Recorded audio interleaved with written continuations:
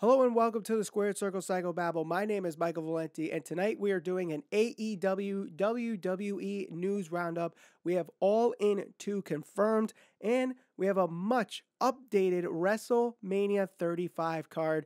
Before we get to all that, make sure you hit subscribe and hit that bell for notifications as we're trying to hit 5,000 YouTube subscribers before All Elite Wrestling Double or Nothing. So let's start with All Elite Wrestling. This past weekend in Chicago, we had the C2E2 Expo where Kenny Omega and the Young Bucks were there signing autographs, and they were, in fact, part of a panel.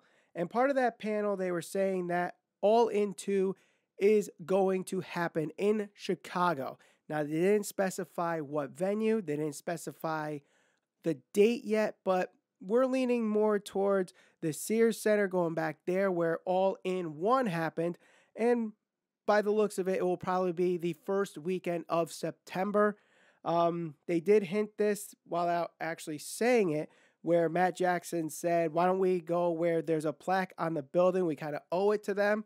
Obviously, talking about the plaque that was seen on Being the Elite, where it's on the Sears Centre building of him, his brother Nick Jackson, and Cody Rhodes with All In, and how they sold out that arena and had an incredible show and basically was the catalyst to All Elite Wrestling ever happening. There were some other questions at this panel too, where they talked about house shows. It looks like we are going to get some All Elite Wrestling house shows. Nick Jackson bringing this up, and he did say there's not going to be as many as WWE holds, as they're going to put families in consideration here. And I think this is a great move. And, you know, a lot of wrestlers do have families. They have loved ones that they want to see, and given the WWE schedule where they are on the road almost year round, they barely have any time to see their family. And those that get that opportunity to see their family, like let's say, for example, Carl Anderson comes to mind. You know, he wants to see his family more, so he'll do a lot of house shows, but not necessarily be on TV that much.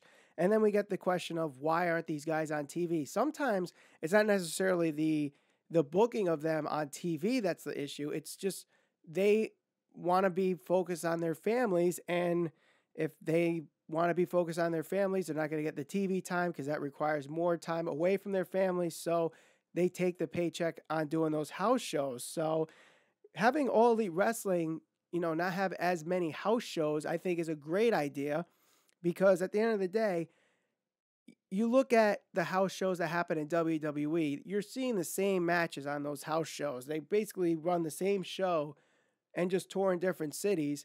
And really, that's their way to test what shows end up on pay-per-views. And then you get to a point where you're seeing the same matches over and over and over again, and people are complaining about that. Why WWE is so stale and why nobody wants to watch anymore. This is part of the reason. You're seeing the same matches over and over again. By having fewer house shows, yes, you're lacking the possibility of chemistry in the ring, but these guys have wrestled so many times in the independent scene. I think the chemistry won't be an issue. So have fewer house shows, just more of like a tune-up, not necessarily how WWE does it, where it's like a touring circus. But house shows are definitely important. It helps create revenue in a different way for the wrestling business. So definitely have house shows, but not as many as, WWE has, so that families are definitely first and most important to these AEW wrestlers. Now, the other thing that they mentioned in this panel at the C2E2 was the TV deal. Kenny Omega said that things are already put in motion and that they can't be stopped. They didn't specify exactly what this meant, but obviously this speculates. Does this mean that a TV deal is all but announced? Does this mean that they've narrowed it down to one or two networks and a partnership to put AEW on TV? Or does it simply mean once we get a TV deal, we know the structure of how the show is going to be, whether it's 1 hour or 2 hours, or will there be streaming options? That still is yet to be determined. And personally, I don't think we are going to see that until after Double or Nothing. Whoever is going to put this on TV would like to see some kind of numbers as to what AEW can put and create revenue for. obviously it's hard to say and want to put something on TV, something that's hasn't had a show yet. So there's no sample size there for a TV network to just go all in and give these guys a TV deal and put them on TV. And yes, we all know all signs are pointing to TBS and TNT and Turner, wherever it ends up on TV. But if I'm Turner, obviously I have to look at Double or Nothing and see what the stats show.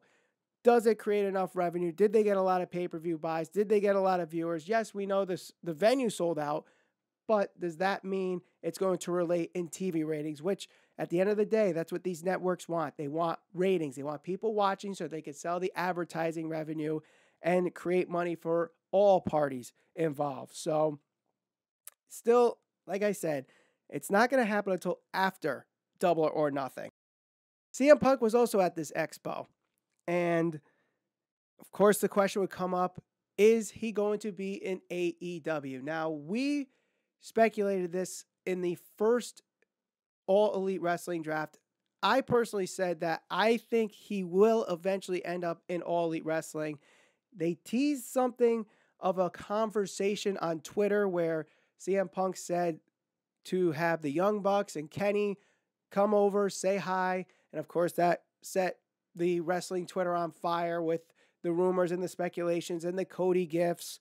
So while the Bucks did shoot this down, saying it's something that you'll have to ask CM Punk on whether or not he will be in All Elite Wrestling. Obviously, they want him there. Who doesn't want CM Punk at All Elite Wrestling, especially those very disgruntled WWE fans that still believe they're not listening to their fans, still believe that CM Punk, rightfully so, walked out on WWE and would love to see him give a middle finger to WWE, and this would be the best way to do so.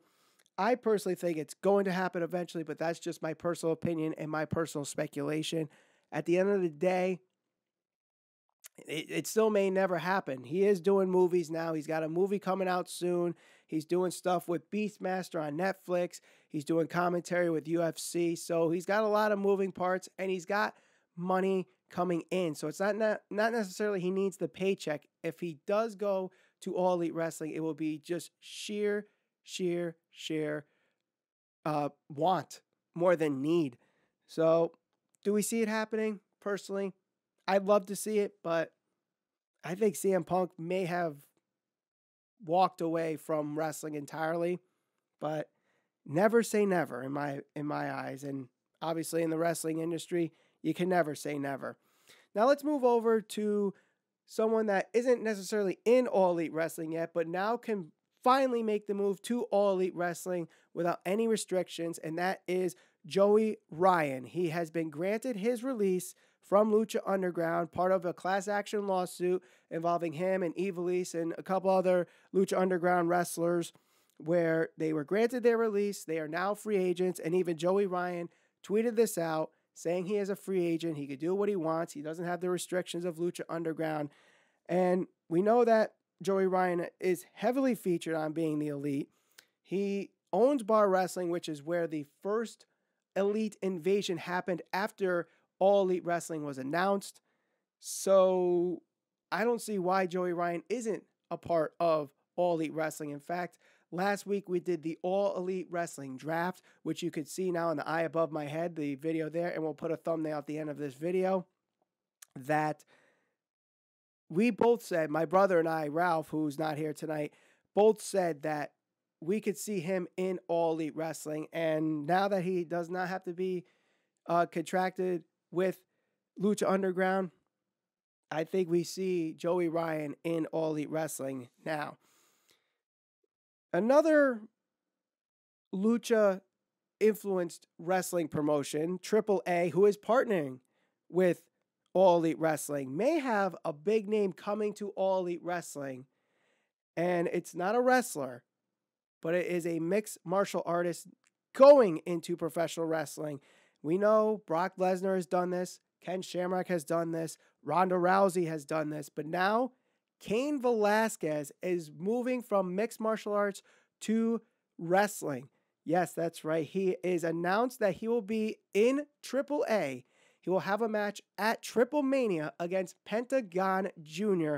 on August 3rd. Now, sure, he's going to have some training, I'm assuming, and that doesn't necessarily mean he is going to be in All Elite Wrestling, but with the partnership of AAA and AEW, you know, if all things go well in August, we could see Cain Velasquez, who is a big name in mixed martial arts, so we get that crossover audience that I keep saying that All Elite Wrestling is going to need to sustain being a full-fledged company in wrestling and be a competitor to WWE. They already got the diehard wrestling fans. Now they need to get those crossover fans, those casual fans. And a guy like Cain Velasquez, being in AAA, is already creating buzz that he's joining a company that's not WWE, so people are going to be interested in that. Hey, what's this AAA? And then they see a guy like Pentagon Jr., and then they see that AAA is partnering with AEW. This could be an absolutely huge, huge move for AAA. It could be a huge, huge move for AEW, depending on how long Cain Velasquez stays, whether it's a one-off or this is actually a contract to be with AAA. I think is a great move for all parties. And hey, you know, Cain Velasquez, one of the best UFC wrestlers at the time he was there. So I say it's a good move. Now let's move on to WWE. We are less than 2 weeks away from WrestleMania, and yet the card is all but done. We did get quite a few additions to this WrestleMania card, which is rumored to have 18 matches in total, rumored to be going almost 8 hours long. I'm going to be there. Ralph's going to be there. Hopefully you're going to be there too, and if you are, it's going to be a long ride, but personally I think it's going to be a fun ride. Now, on Raw this past Monday, if you missed it because whether or not you had commitments to other things on Monday or you fell asleep from the absolute boredom of this show, there were 3 matches announced for this WrestleMania on the Raw side. We have confirmed Roman Reigns versus Drew McIntyre. We have Finn Balor versus Bobby Lashley for the Intercontinental Championship. And then for the Women's Tag Team Championship, we have the Boston Hug Connection, Sasha Banks and Bayley, Nia Jax and Tamina, the Divas of Doom, Natalya and Beth Phoenix, and the Iconics, Peyton Royce and Billie Kay, in a fatal 4-way to determine the Women's Tag Team Championship. Personally, I understand why all 4 of these teams are in the match. We got to get everybody on the card some way, and we can't put all these women in the Battle Royal. And this is the first WrestleMania with the tag team titles in it of this new run with the women's tag team titles. I know that for sure. So I definitely think it should be on the card, but I would not put too much time on this match for WrestleMania. The card is already too long as it is. People are going to be complaining how long this show is going to be. There are matches that could be condensed and still be entertaining. And I think this match here, I think you can make it 8 to 10 minutes max and still make it an entertaining match. Obviously, there's some limitations to some of these wrestlers, and some of them, like the fact we do have Natalya, and we have Beth Phoenix, and we have Sasha Banks, and we have Bayley, who can really help carry this match to the 8 to 10 minutes. But then you have the Nia Jax and the Tamina and the Peyton Royce and the Billie Kay. While they are good at what they do, we know they have their limitations right now. So I don't know if people would be fully invested in a match that would last 15, 20 minutes. So give them just 8 to 10 minutes. Let them do their thing. Let them show their spots. And people would be entertained, I think, in that match. Now let's move over to SmackDown. SmackDown, which happened at Mohegan Sun Arena in Uncasville, Connecticut, which is about 35 minutes from where we record this podcast. Unfortunately, Ralph and I could not be there for this show, but man, I wish I went. I really wish I went because we got a new SmackDown Women's Champion. Charlotte Flair, in a surprise impromptu match, beat Asuka, and it was a great match. And of course, this created a buzz on the wrestling Twitter and on the internet. Asuka's getting buried. Poor Asuka. You know, it is sad what has happened to Asuka with this SmackDown Live Women's Championship run. She wins it at TLC. Then she submits Becky Lynch at the Royal Rumble. But then she's been barely on TV ever since. I think it was maybe 3 SmackDowns total between Royal Rumble and SmackDown Live, where she dropped the title to Charlotte, where she was actually on SmackDown. It's a handful of times. I don't know the exact number, but it wasn't a lot. And yes, she defended it on each of the pay-per-views since Royal Rumble, but I got to admit, this is the right move. And let me know what you think in the comments. Do you think this is the right move to give Charlotte Flair the SmackDown Women's Championship? I personally think it is, and I'll tell you why. Back in December, I did a series of videos where I fantasy booked the road to WrestleMania based on who won the TLC match between Asuka, Becky Lynch, and Charlotte Flair. And in one of those videos, I said that Becky Lynch would win the Royal Rumble and then challenge both Charlotte Flair and Ronda Rousey for both titles and make it a triple threat match at WrestleMania and make it the main event. Back in December, I thought that was the right idea. A week before WrestleMania, this was the right move. People are complaining about how long this show is going to be and how many matches this is going to have. Just having a match for Asuka, just for the fact that she's going to have a title defense at WrestleMania, is not good enough. The fact that they were going to decide who her opponent was on this SmackDown with a fatal 4-way between Naomi, Carmella, Sonya Deville, and Mandy Rose without any real build to it. Do you really want that for Asuka? Seriously, do you want that for Asuka? And personally, I say no. You can book Asuka, give her a reset, book her strong for the rest of this year. Put her in the Battle Royal, have her win the Battle Royal. Then she could be in the Money in the Bank match and have her win at Money in the Bank. And eventually, she will get a title shot and get the title back. Until then, have her just dominate and dominate and dominate. I mean, it's gotten to a point now where she's beaten everybody in the women's division, so who really can she have a match with for the SmackDown Women's Championship? The only one I can think of maybe is Naomi. But she's been doing this thing with Mandy Rose for the longest time. And just having her and Asuka thrown together a week before WrestleMania doesn't make sense to me. So it's one less match that you have to worry about.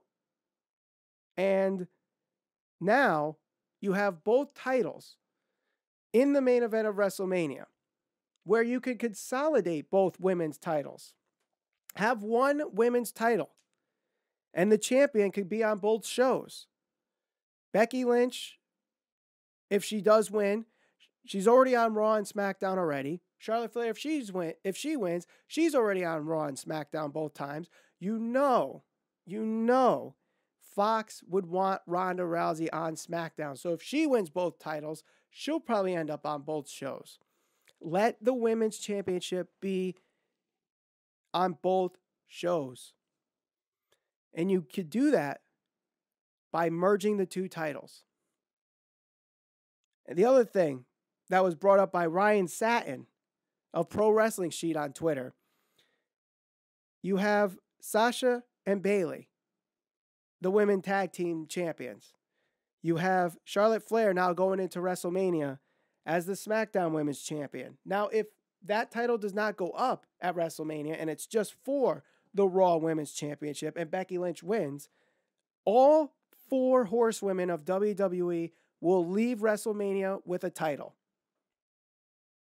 The 4 women that helped make this women's evolution happen in WWE to the point that we now have women tag team titles and now a main event featuring women at WrestleMania.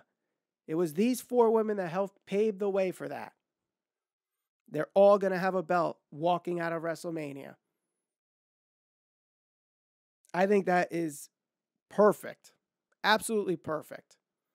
So I believe 100% it was the right move to put the belt on Charlotte Flair tonight on SmackDown Live. Absolutely.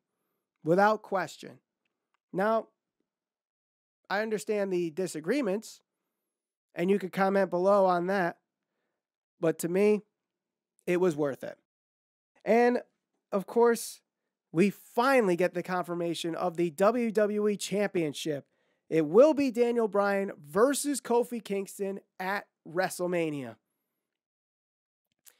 And it happened in the weirdest way possible by having Big E and Xavier Woods run a tag team gauntlet match to win Kofi Kingston's spot at WrestleMania. Rather than just have Kofi do it last week, they decided to have Big E and Xavier Woods have the fate in their hands for Kofi Kingston. And if they lost, Kofi would not be at WrestleMania for the championship match. The gauntlet match itself was pretty good. They did have a great moment in this gauntlet match. After Big E and Xavier Woods beat the Bar, Sheamus attacks Big E. They attack Xavier Woods, and Sheamus and Cesaro put Big E through a table, and they're all but beaten, and there's only one tag team left, and that's the Usos. So the Usos come out. They have their microphones, and they're cutting a promo, you know, the history that they've had with the New Day, the respect that they've earned for the New Day, the locker room's respect has been earned for the New Day, the fans have given respect to the New Day and Kofi Kingston. So the Usos forfeit their spot in the gauntlet match. I thought that was great. I thought that was great storytelling because, you know, the locker room was really supporting Kofi Kingston. The fans obviously want this to happen. So the Usos, understanding that, they don't want to be the ones that ruin this for Kofi Kingston. So they, in fact, just say, you know what? We forfeit. Then it cuts back to Daniel Bryan and Eric Rowan trashing the Mohegan Sun locker room. They come out, and now they are a last-minute addition to the gauntlet match. Big E and Xavier Woods are attacking Eric Rowan at the end of this match. They throw him through the post twice. Then they throw him over the table. Big E dumps the table over Eric Rowan, and he's counted out and solidifying Kofi Kingston into the WWE Championship match. And then afterwards, the entire locker room comes out, led by Kevin Owens and Becky Lynch, with the rest of the locker room surrounding the rings, you know, applauding Kofi Kingston as he is finally there. It was like watching WrestleMania 10 with the Bret Hart win over Yokozuna, except this did not necessarily have him win the WWE Championship. If he won the WWE Championship, it would be a much bigger moment, but who knows? Does he actually win at WrestleMania 35? I would say yes, but if you ask my brother, he says of the 3 big matches, he doesn't think all 3 between Kofi, Seth, and Becky will walk out all champions. So one of them's bound to lose. He says Seth Rollins. I say if it's going to be one, I say it's going to be Becky. But now that that's the main event, I think that probably won't happen anymore. So maybe Kofi Kingston is the one that does not win the WWE Championship, while Becky wins the Raw Women's Championship and Seth Rollins wins the Universal Championship. I don't know. Well, if you liked anything that I mentioned here on the Squared Circle Psychobabble, make sure you like this video, share it all over social media. We're on Twitter, Instagram, and Facebook at SCPB Podcast. Subscribe, hit that bell for notifications as we're trying to hit 5,000 YouTube subscribers before All Elite Wrestling, Double or Nothing. My name is Michael Valenti, and thank you for watching the Squared Circle Psychobabble.